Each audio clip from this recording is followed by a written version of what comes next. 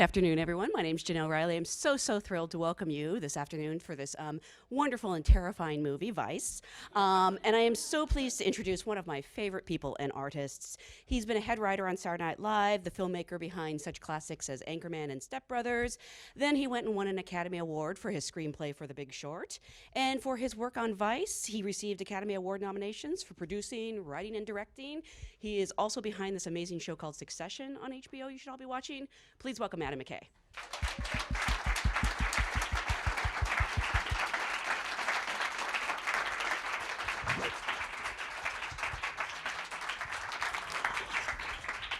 I like this. It's nice and cozy. Isn't it? Yeah. Thank you so much for being here and for bringing the comfy chairs. Because these travel with you. I love them. They do. Yeah. Because whoever created director's chairs hates directors. Miserable. Yeah. Usually when I have someone in this room, I ask them how they got their SAG card, and you actually are an actor. I've been trying to encourage you to act more, but since you're known more for your work behind the scenes, I'm kind of curious, what was your first job in the business, the first time you felt you could call yourself a writer or a filmmaker? I think, if you really go back far, it was when I was in Chicago, and we were doing improvisation with Del Close, and we were doing sketch comedy, and they were shooting a movie called, I think it was called Babe or The Babe, about Babe Ruth. Yes, John Goodman. Not the pig movie. And and my friends and I were all like, oh, this is great. Like 2 weeks of $60 a day. And we went and sat in Wrigley Field wearing early 20th century, like, weird hats and heavy clothes, and we're sweating. And then after a week, my buddy Rick Roman and I said, we got to go up in the Cubs scoreboard. And we went up into the Cubs scoreboard. We were like, snuck up there. We're like, oh my God, this is the Cubs scoreboard. And I saw my friend Rick look out the window. And I was like, dude, don't look out the window. And immediately security ran over and we were escorted out of the building. No. Yeah, out of the field. Were you allowed to return to set after that? Well, here's the funny thing. Then they went and shot like a week later somewhere else, and they were like, yeah, come on back. Yeah. As a Academy Award-winning writer-director now, do you respect that the Babe people threw you off the sets? We would have done the same thing. Yeah, we were malcontents. I think we were listening to Public Enemy's Fear of a Black Planet had just come out. We were sitting in the stands with headphones, drinking high C and like vodka. We were horrible. We were not good young men at all. Yeah. Well, you actually just did the impossible. You made me want to see Babe. I want to go back and look at these My scenes. friend Rick made the final cut. I did not. Really? But yeah, you can see him in one shot. Oh, Yeah, worth it. Yep, worth it. You just kind of casually name-checked Del Close there when you were talking. I think everyone in this room probably knows who he is, but what was it like to study under, like, really the person who sort of created so much of improvisation? Yeah, it was one of those things where my friend Rick, once again, had told me about. I was in Philadelphia, I was in college, and I was doing stand-up comedy, and I was an English major. And my friend Rick came back from Chicago, and he just said, there's this scene going on you've got to see, which is basically you get on stage and you make up a play. And I was like, what? And he said, the only rule is you can't say no to what anyone else says. And I'm like, well, this sounds cool and experimental. He's like, no, they perform it in front of crowds. Like, crowds pack in to see this. And I was like, no way. And he kept telling me about it. And I was like, that's it. I dropped out of college and I was like, that's where I'm going. And he was right. And he described the center of the whole thing was this guy, Del Close, who was kind of a hipster from the late 50s, early 60s, who was kind of the guru of it. And it did not disappoint. We got to become kind of the experimental team for Del for like 3 years, and he would try out all the new forms on us, and it was an amazing experience. And out of that came the Upright Citizens Brigade eventually, and then by the very end, I was so broke, I was like, all right, I need a job. So I did Second City, which turned out to be a lot of fun as well. Really? Is that where the money is? Second City? In improv, yes, it is. I would always joke that the lowest paid job in America is poet, but right underneath that is improviser. Yeah. When you were doing this in Chicago, did you meet any of your future collaborators, like Steve Carell or? Oh yeah.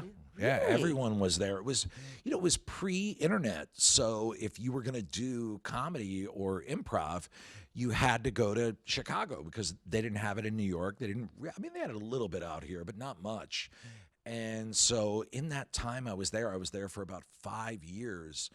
Everyone was there. It was like Steve Colbert, Amy Sedaris, Carell, Tina Fey, Amy Poehler, Dave Koechner, and then like a whole list of like right before I got there, Mike Myers, Chris Farley, and then a whole list of people that are writers on shows and directors like Brian Stack, Kevin Dorff, on and on and on. It was a crazy crush of talent that came into that town. Really fun.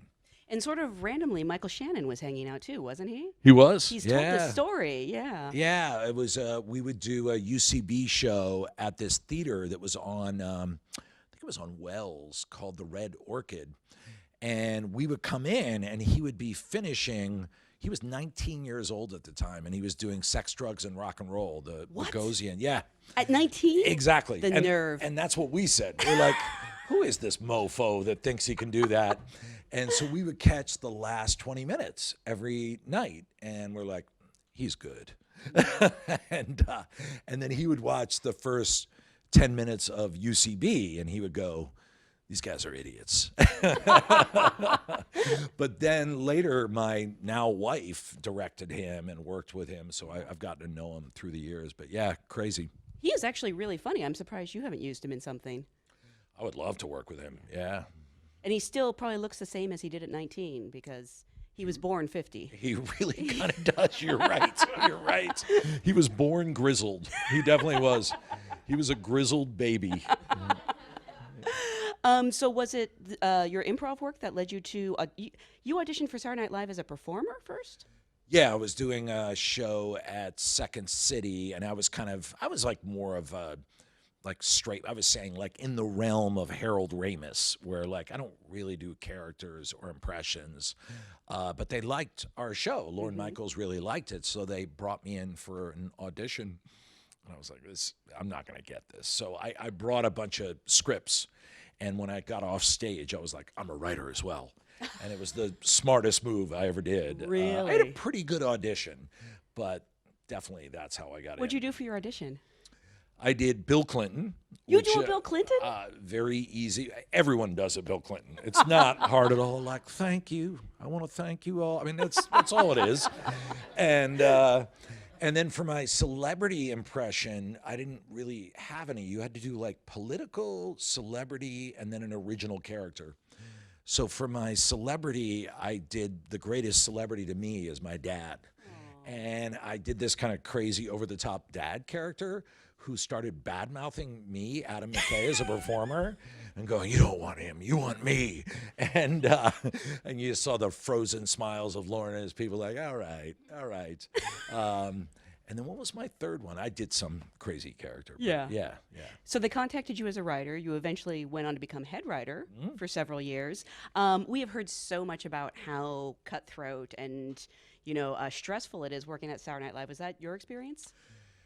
I was very lucky. I came in with a group that was not cutthroat. I came in with a group of people that were like the nicest people ever. It was like Will Ferrell, Molly Shannon. I'm trying to think of the group. Tim Meadows was already there, but he's a great guy. So when we were there, some of the veterans would walk around going, how the F did it get so nice around here? What happened? They were like pissed that we weren't cutthroat. Yeah. And people were really supporting each other. Mark McKinney was there. He was really supportive. Anna Gasteyer. Everyone was pretty cool. So it was right when that age ended. That was like right at the end of it. Really? And then it got nasty again, or the moment you left? I don't think so. I think it stayed really nice. Yeah, okay. I've not heard that it's been nasty, but definitely in the mid or the early 90s, it was cutthroat. Everyone wanted to get their sketch on, and there were arguments, and I've heard stories of certain writers, like during the read-through, holding up a sketch, going, this sucks, and throwing it aside. Yeah. What was your personal proudest moment on that show? That's a good question. Well, creatively, I remember my first commercial parody. It was like we had all just started, and I wrote a crazy commercial parody that was about insurance for the elderly against being attacked by robots. You did the. Oh my God! My friends will Old vouch that Glory. this is my favorite thing ever. I didn't know you did it with Sam Waterston. Yeah, it was like the Yes. first thing I ever wrote, and For when the metal ones come for you. and they will. Yes, yeah. So I would say that was a good one. And then there were a bunch of other times I got political pieces on that were pretty cool. And then you would see them show up in the press. And there was one I wrote called Palm Beach Nights that was kind of a soap opera about the recount. And then like 3 days later, there was an article in the New York Times about how George W. Bush had come into his office and all his staffers were watching a sketch from SNL and laughing really hard. And he was like, hey, get away from that TV. And then there was like one sentence in it that I was like, that was my sketch. And I just love that I got like W. Bush's staff yelled at or made That's them upset. amazing. So You should have put that in Vice. Oh my God, that should have been in there. The actual sketch. Yeah. Call Hank. It's not too late to add We can a few do this. things. We can get this to happen. Yeah. So even then, there seemed at least to be some sort of an interest in the Bush administration. Oh yeah. Yeah, but Cheney wasn't really a figure on Saturday Night Live, as I recall.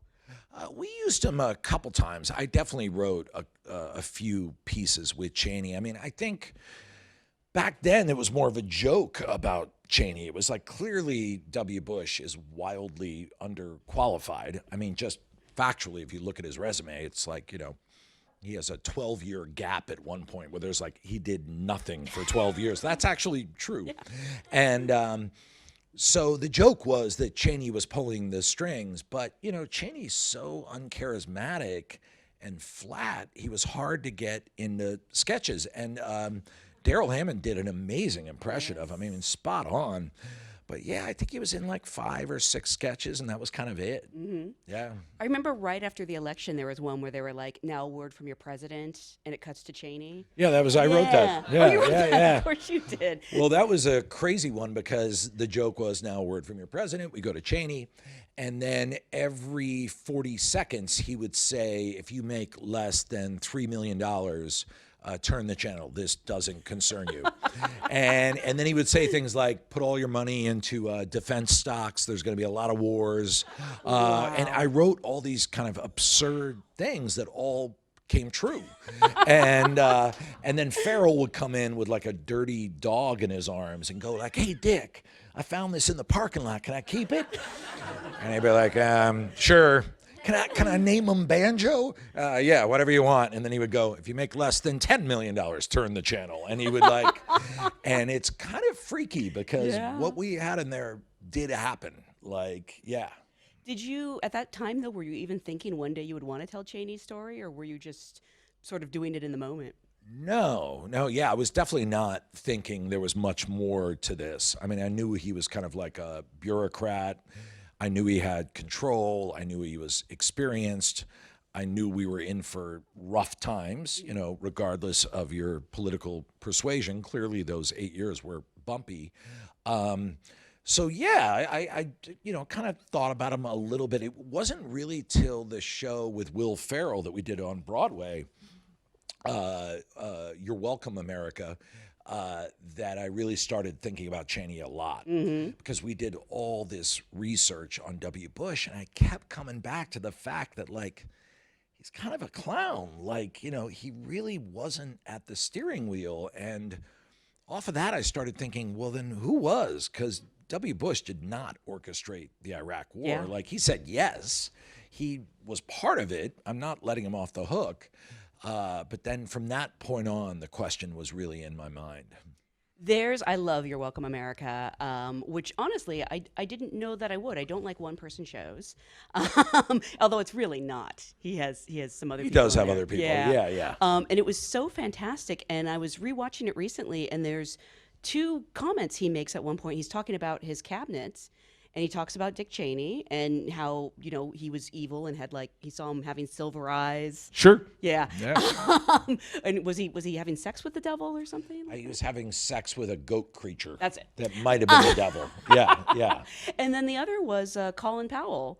He was saying, you know, hey, he didn't want to do this, but he did it. Yeah. Yeah, he's a team player, both of which figured prominently into the movie. Oh, yeah.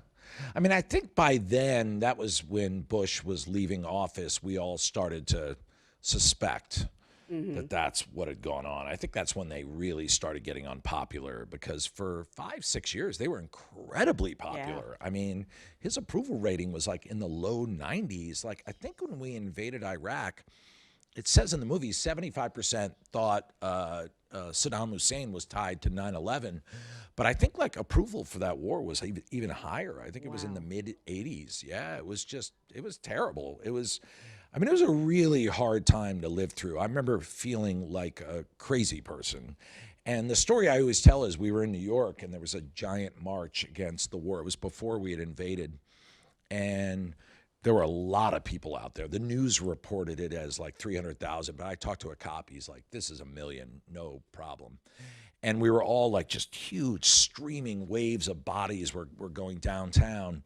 And there was a guy on a corner who was yelling at us. And he was like, you liberals, you're against the war, you know, screw you, you're not American.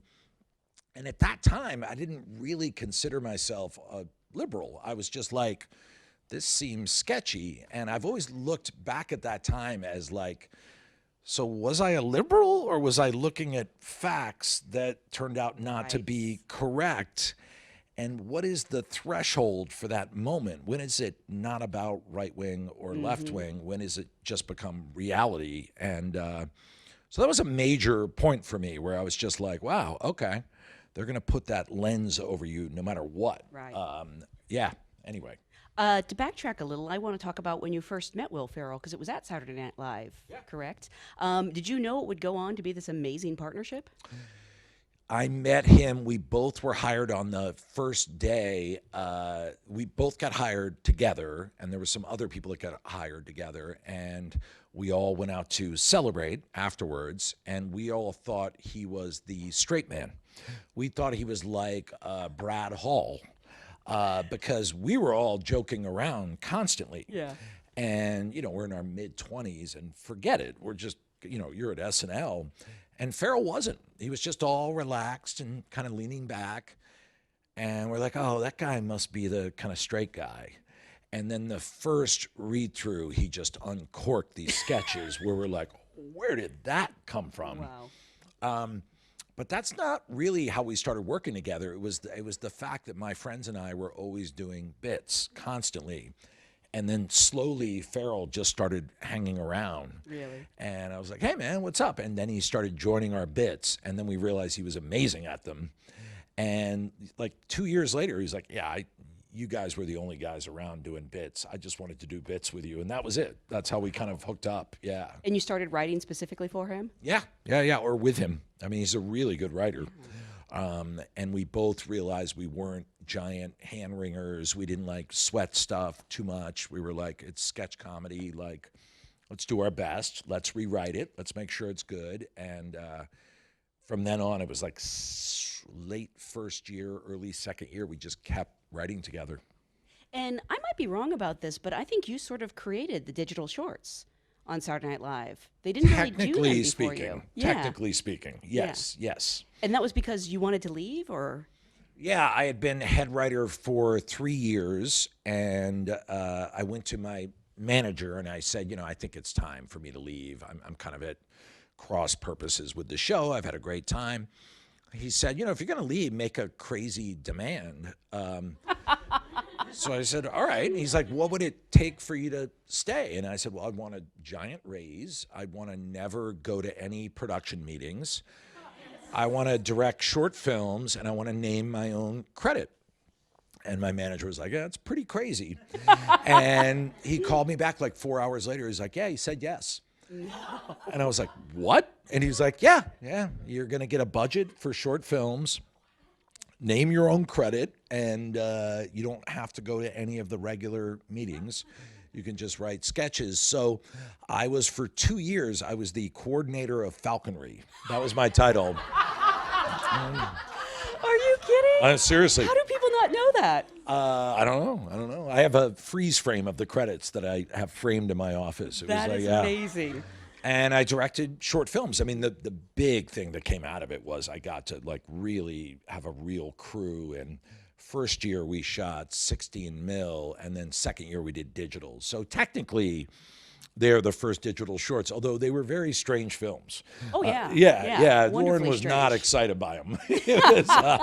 Although, God bless him, he let me keep doing them. They would always sort of appear in the last 10 minutes of the show. Oh, yeah. And I would think that maybe I'd fallen asleep and was dreaming, which is Yes. sort of how I felt about Old Glory. Yeah. But I've told you, I just recently found out you wrote The Procedure with Willem Dafoe. Yeah. Which I, for years, thought I hallucinated until they put it online.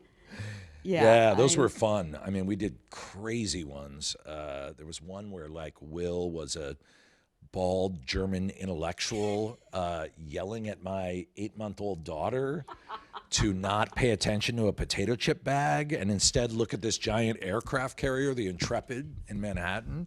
Why do you care about the potato chip bag? Look at the structural magnificence of this, like... We put that on, and Lauren was like, okay, Adam. Once again, God bless him. Yeah. He kept, all credit to him. He let me keep going. Did he put them all on, or there were some that he nixed? I think I had about a 65% success rate. I think there was about 5 or 6 that never made it to air. Is that basically why you had to create Funny or Die, so that you had a home for these digital shorts? You're not that wrong. Yeah. Where no one could tell you no? Exactly. So you did leave Saturday Night Live, and your first feature film was Anchorman. Yes. With Will Ferrell. People seem to really like that movie. But that had a hard time. You had a hard time pitching that to studios, didn't you? Yeah, we went everywhere around town, and everyone said no. Literally everyone.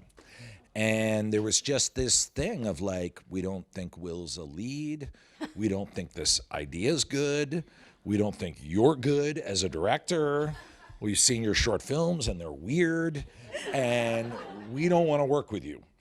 And But so they took the meeting? Yeah. I actually had 2 meetings where the executive like gave a long lecture to me about how comedy worked. I'm not kidding. Like, listen. You guys seem like nice guys, but this isn't how comedy works. And then we rewrote it because our first draft was pretty crazy. It was pretty out there. So we rewrote it, and it was kind of what it ended up being. And I remember we sent it out again, and there were several companies that wrote back, we already said no to this.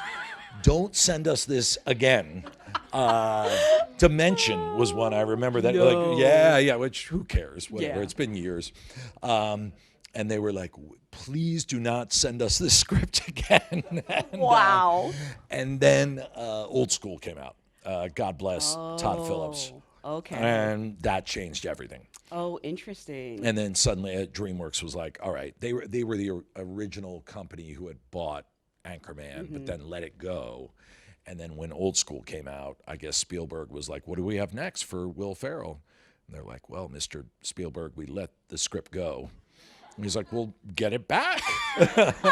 And that was it. Then we got to make it. Yeah. What was that like, your first time behind the camera on a real studio feature film set? Has it changed much? You know, it was because I did the short films at SNL, because I got to produce sketches and commercial parodies, it felt really comfortable. It just felt like exactly what I've been doing. The only thing that was like amazing was the size of what we were doing was so much bigger. And your crew, just everyone was like 4 notches higher, like they're real professionals. You've got the best cameras, the best actors, like everything. So the entire time, Will and I would just laugh like, how is this happening that like grown men and women who are professionals are showing up every day going, I'm working on Anchorman. And we're shooting. The scene that really hit us was the whale's vagina, San Diego, where Will couldn't say the line because he was laughing so hard that we had this professional crew that was like around us. In a weird way, the joke was kind of that like that the movie was even being made was the joke, Yeah. I've heard that sometimes on a set you shout suggestions, sometimes through a bullhorn. Did that start on this set? Never a bullhorn, a Never microphone. a bullhorn? Microphone. Yeah. Yes. Originally, we improvise a lot, so I would run up to the camera and like go, "Hey, try this," and then I would run back, and it kept going crazy, like running up, running back. So then I tried the Apple box right by the camera, but then I was like, well, I want to see the shot. So I think after like 2 movies, we settled on the mic, and I learned if you don't yell on the mic, if you're cool on the mic, everyone's okay with it. But if you yell and bark orders, not so good. So, but yeah, for the comedies especially, I mean, we improvise a load. I mean, it's, the first Anchorman, we had so much extra footage, we were able to cut a second movie out of it, and I think Step Brothers, we shot well north of 1 million feet of film. So, yeah, we were improvising like crazy. And then as the years have gone by, I've gotten a little smarter about when to do it, when not to do it. But still, even with the more dramatic movies, we still do it. Really? And is everyone open to it? Like, oh yeah, Christian Bale is fine. I just tell the actors beforehand. I say, look, I use the mic. I might come in. If it bugs you, let me know. I want the actors to be comfortable. They don't mind it. Yeah. I think I've told you before that one of my favorite lines in Step Brothers didn't even make the movie. It's in the deleted scenes. I don't know if this is something you yelled out. It's when Adam Scott says, I got to get home and oil my jacket. God, it's so funny that you just said that. Really? Because there was just an article about how Dane Cook is making a comeback. Yes, that's right. You and used the Dane that's Cook the line. line that's in the movie. Yep. And I think the line Adam Scott says is, honey, come on, we got to go. Dane Cook pay-per-view, 40 minutes. And the other line we considered was, honey, we got to get home. I got to oil my leather jacket. And I remember at the time thinking, you can't go with a Dane Cook reference. That won't age well. And the other day I was like, I should have gone with the leather jacket line. So it's so funny you say that. Yeah. Yeah, no, I don't know why that makes me laugh so much, but I was like, if that's in the outtakes, you know what's in the movie. Oh, yeah, there's a lot. There's a lot. I mean, one of the funniest scenes I think we ever shot was Rob Riggle having a heart attack I shouldn't laugh. in front of Will Ferrell while his boss, Adam Scott, comes in. So Riggle's covering it up. He's like, hey, man. And he's like, and Ferrell's just calling it out. He's like, you're having a heart attack. And he's like, you're having a heart attack, man. And then in the scene, Riggle actually dies for a second while Adam Scott is oblivious.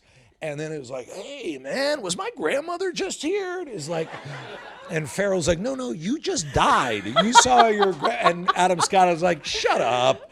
And it is the hardest we have ever laughed on set. And I was like, we have to get this in the movie. And the audience would not go for it. Really? Because the comedy was switching to Riggle. It was like not Ferrell. Like Ferrell became the straight man. And we tried 5 screenings to get that in. It's on YouTube, but it is one of the funniest scenes. Oh my gosh, ever. I don't think I've ever seen that. Yeah. So you proceeded to make several other movies with Will, Talladega Nights, obviously. First time you worked with Amy Adams. Yes. Step Brothers. Have you been to Catalina recently? Because everyone in Catalina still talks about Step Brothers. Are you serious? They do. They have the hats.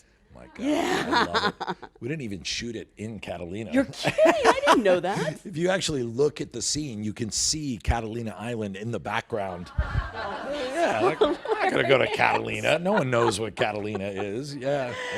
Have you been since? Because it's a thing there. No, I haven't been. We scouted it, and we're like, we can't come here. It's too small. And that was the last time I was there. So, yeah. You're kidding. They should have like a parade. You could be the Grandmaster. Okay. Let's get this going. Also, obviously, The Other Guys and Anchorman 2. You kind of addressed it earlier, but what was sort of the secret formula that you and Will came up with?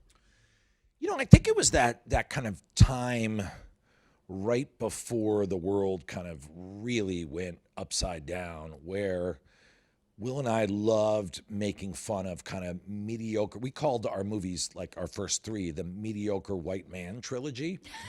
And it was like, we just really, like, white guys who think they're way better than they are make us laugh really hard. And So that was kind of the engine of our comedy initially, was always like, Ron Burgundy, like, you're an anchorman in San Diego, like, relax. And he's just like, my life couldn't be any better. And Talladega Nights too, like Ricky Bobby, like, you're a NASCAR, like, chill out, man. Yeah. Like, who cares?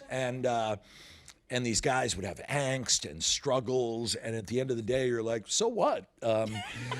If you look at the endings of all those movies, they're the most so what endings ever. Like, the ending of Anchorman is that the guys, like, other people rescue Veronica Corningstone. It's not Burgundy, and they get her out, and the only reason she's in trouble is because of Burgundy.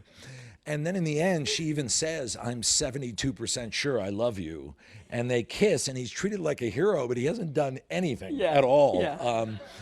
So that was the joke. That's what we loved. And it fit in with this kind of epic American storytelling from movies from like the 60s and the 70s. I mean, Ferrell and I have seen Towering Inferno like 20 times. Like, I just saw it for the first time. oh, My God, it's a masterpiece of mess. it's a Bible. Yeah, it's incredible, and ice castles and like all these kind of 70s movies that we watch. So that was it. That's kind of what drove us in a lot of ways, in our sketches at SNL as well, where a lot of them were about overly confident, forgettable white guys, and which, by the way, Will and I both are as well. And we just got a lot of joy out of that. And then, yeah, the world really went upside down, and suddenly that game became not quite as funny. And that was Big Short, where we, transitioned into that.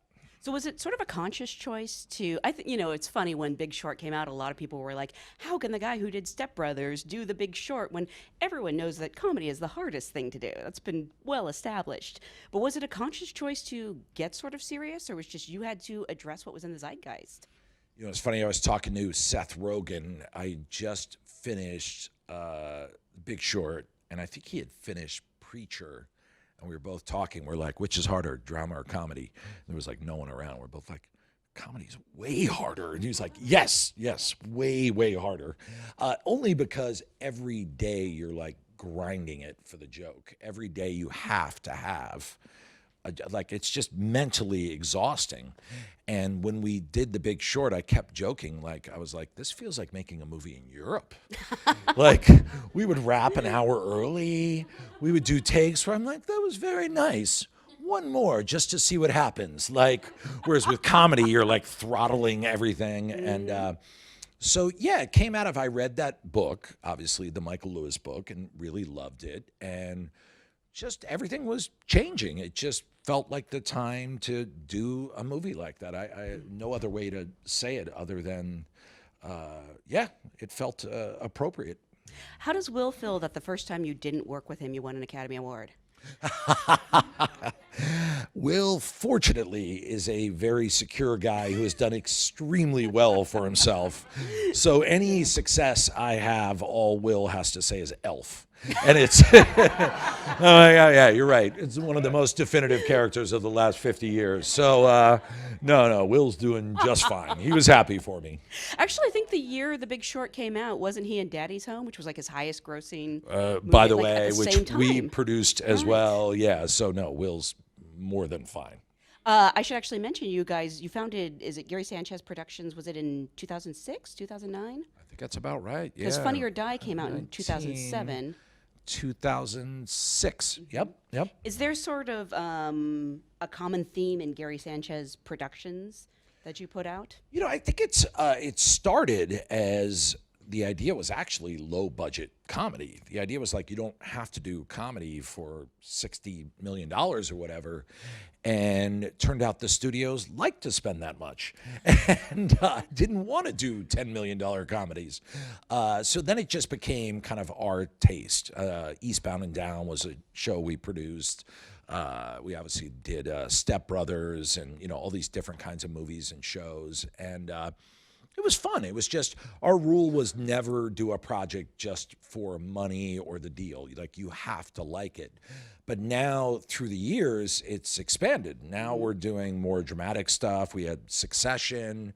We have like 3 really good horror scripts we're developing right now. One that Alexander Payne just attached to, which, yeah. So it's just, you know, as we've been around, it keeps expanding and expanding. We're working on a new limited series with HBO, but there's like drama, horror, instructional films, medical documentaries, a lot of airplane safety, seatbelts for different countries around the world.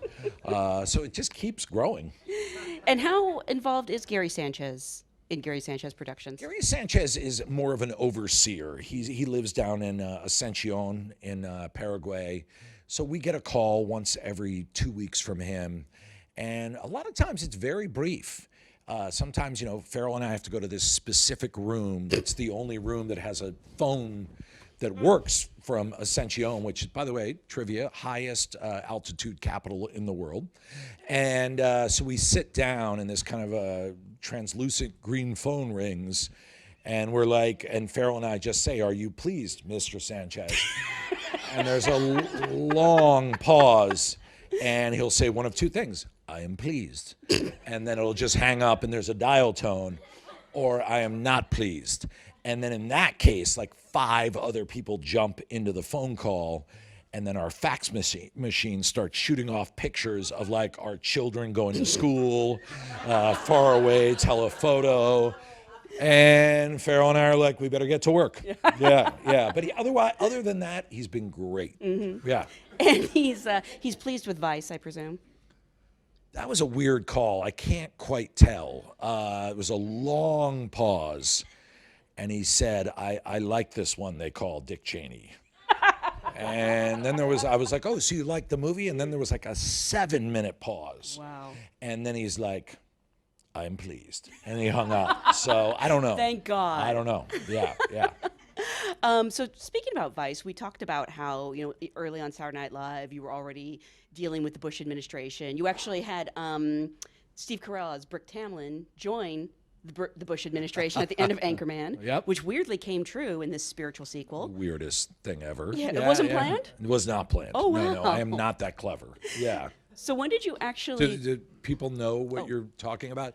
The end of Anchorman, the joke was that Brick Tamland went on to work in the Bush administration.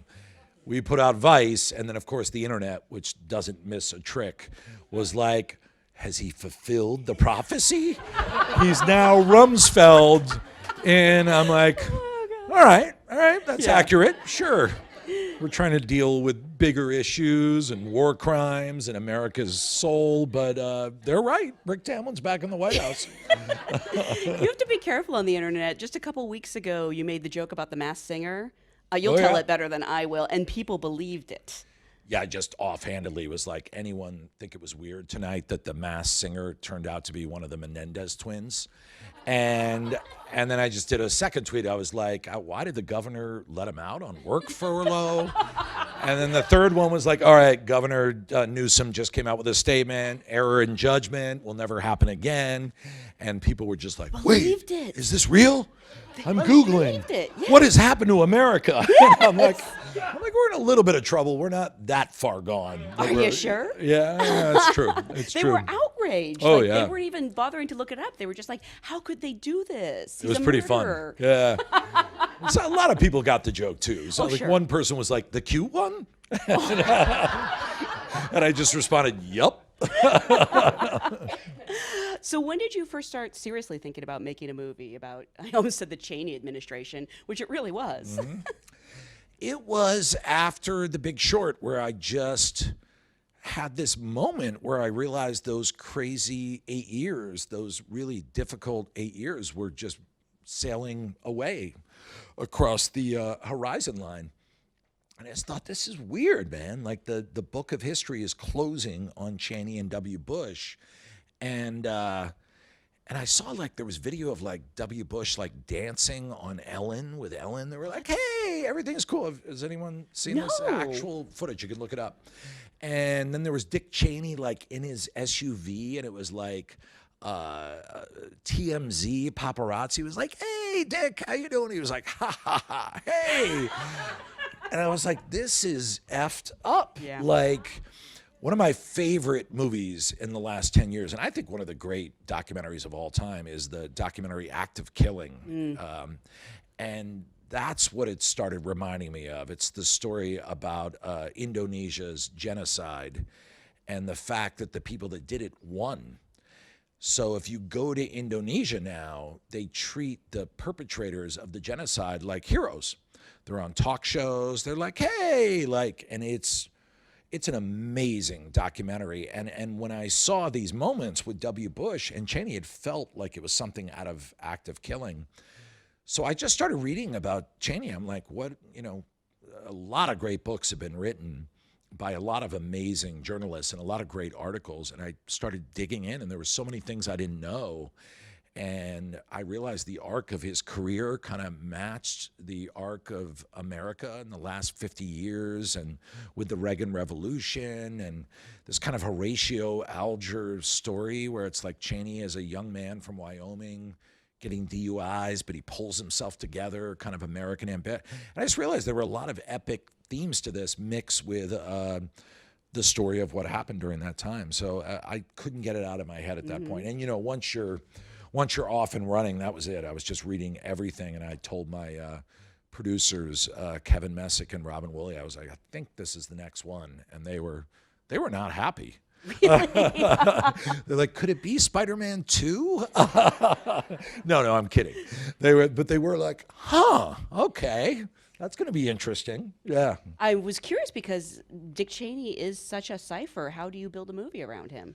Exactly. And as we all know, over the last 10 years, you talk to any 15-year-old or 20-year-old, they're like, when is the Dick Cheney movie coming?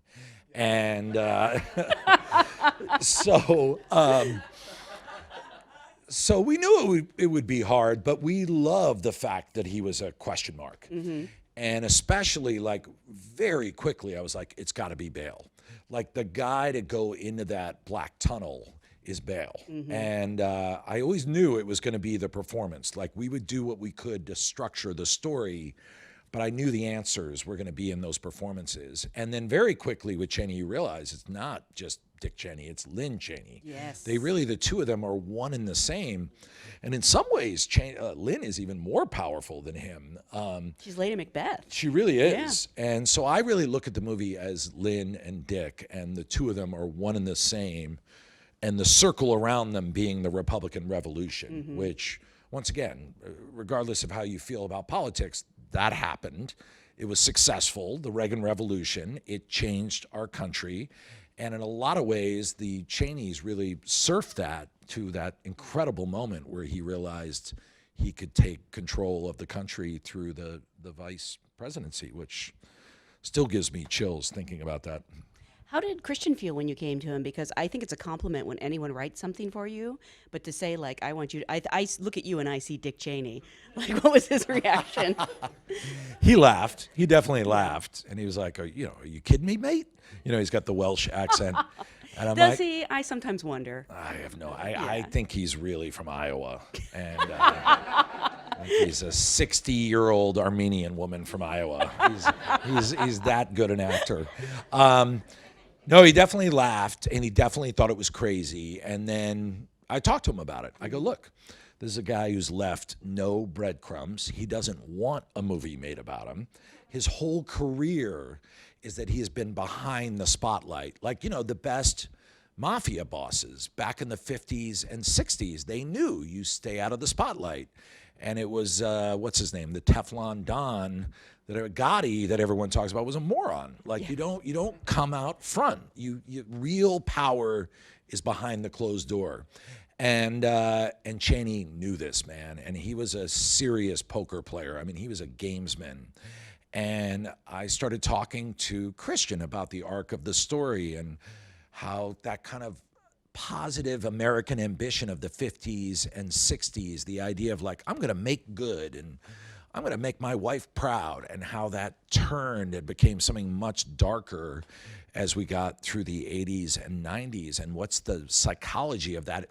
And also the people from states like Wyoming, those are hard states. I mean, people who are from there have, like, back in the 50s, they have, like, I'm reading about the Cheneys, tons of relatives who died in, like, horrible, bizarre accidents, and they're all World War II veterans. And Lynn would describe in her biography walking down the center of the street, and you would dodge the drunks who were urinating and, like, weaving down the street. It's both an idyllic time and a horrifying time, and that was it. Christian's like, okay, I'm in. And once he got on the set, oh my God, it was something to behold. I mean, wow. Did you even see him, or was he always Dick Cheney until the movie wrapped?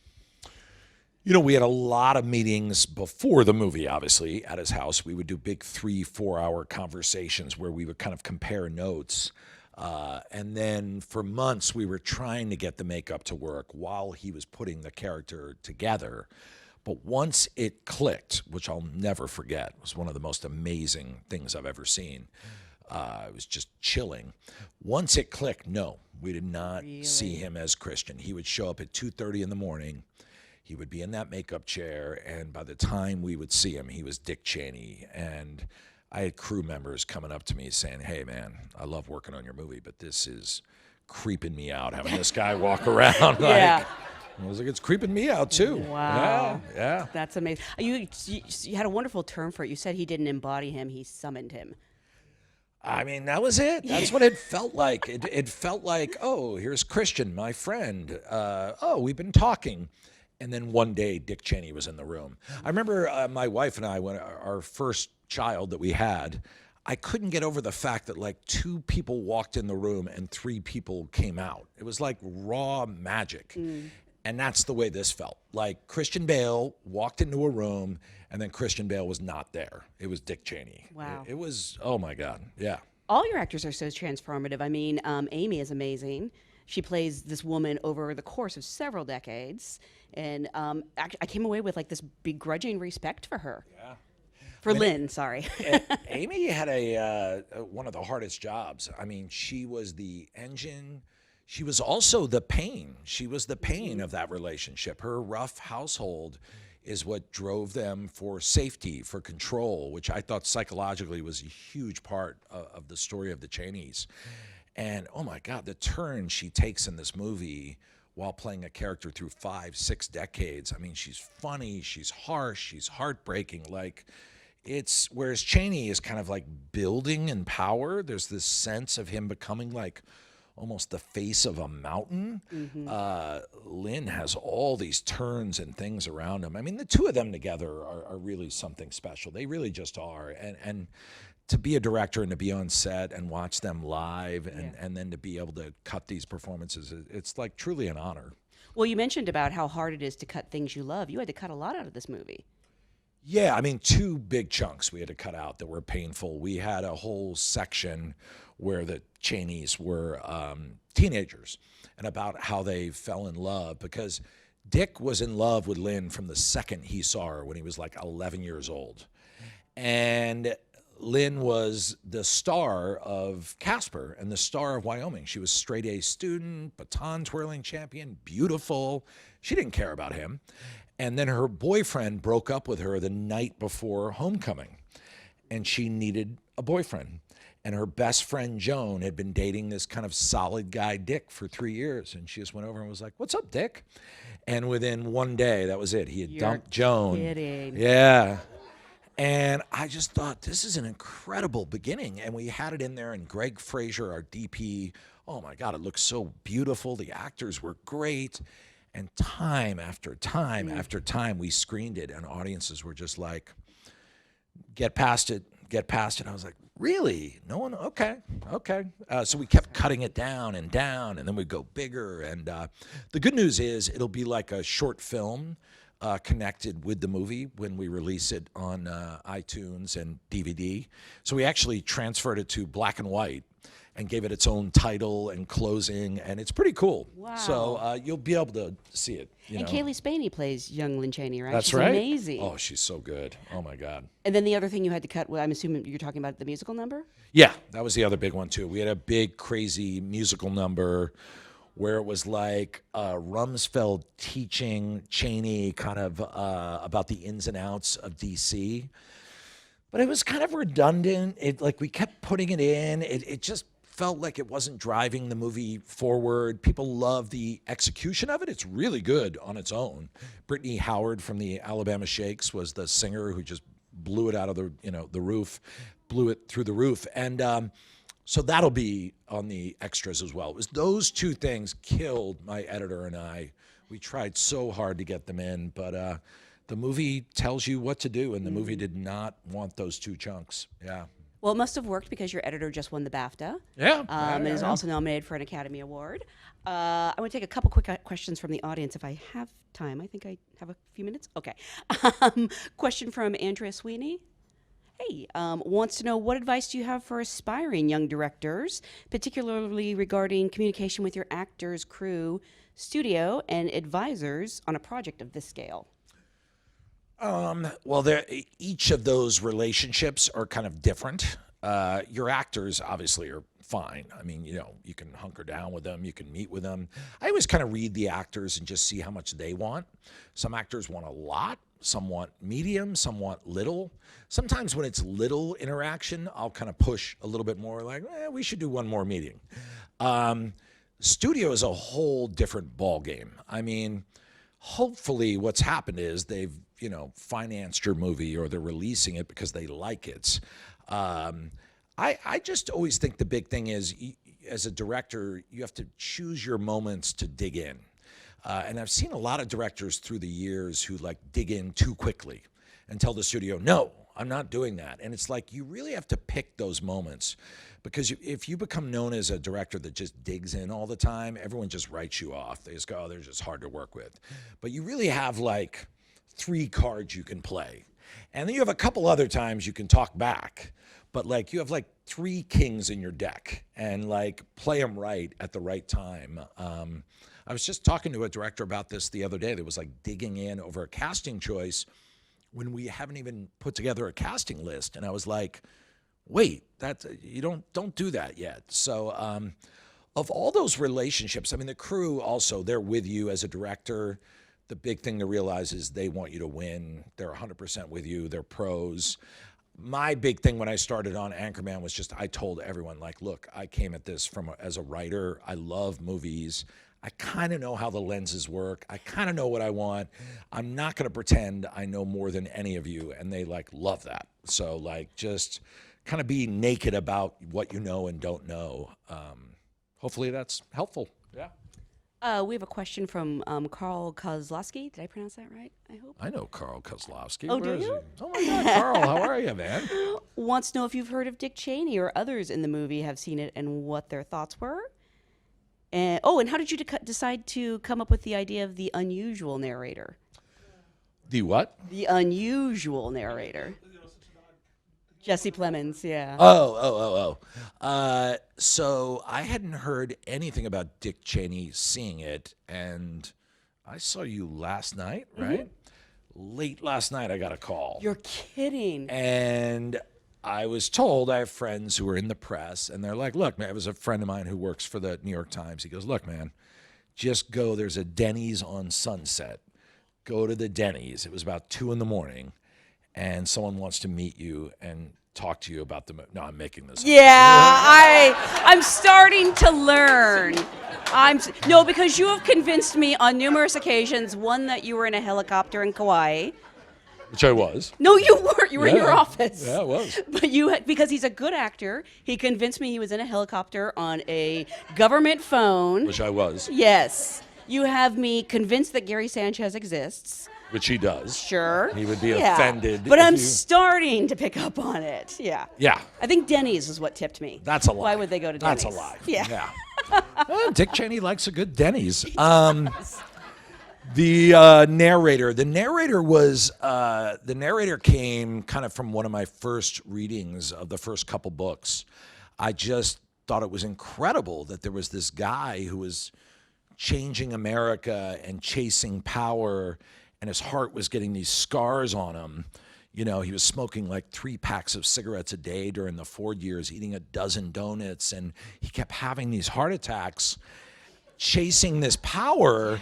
And then in the end was like, time to die. And they're like, nope, get another heart. And I was like, that's America. The heart that he got is America. And so I kind of came up with this idea of like the everyday American as kind of the narrator. And that's where it came from. It's just crazy that this guy did what he did. And in the very end, and not to mention the fact that he clearly jumped the donor list. I mean, yeah.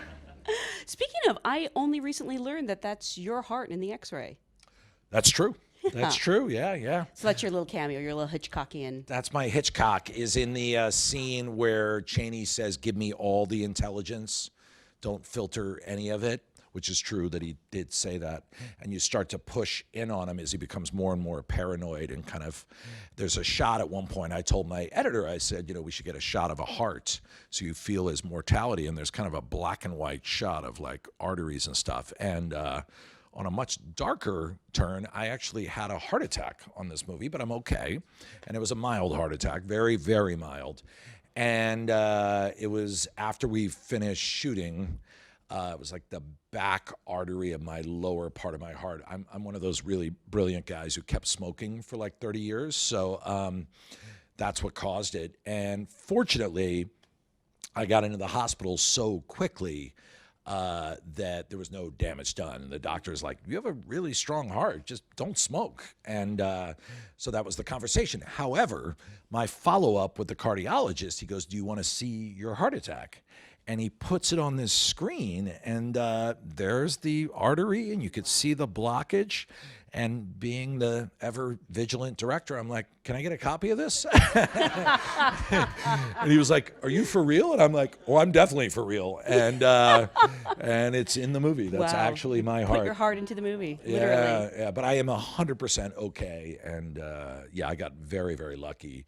I mean, the reason I got lucky is because, you know this, right? I don't know. Oh. So I was working out with my trainer. I started to feel like tingling in my hands, and my stomach felt queasy. And I told my trainer, and he's like, yeah, that's weird. I go, yeah, it's not a heart thing. That's your chest and arm.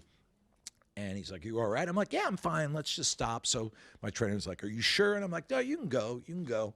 And right at that moment, I remembered that Christian Bale, when we shot some of these heart attack scenes in the movie, told me, how do you want to do the heart attacks? And I said, what do you mean? It's always chest and arm. And he goes, no. There's a lot of different ways they can hit you.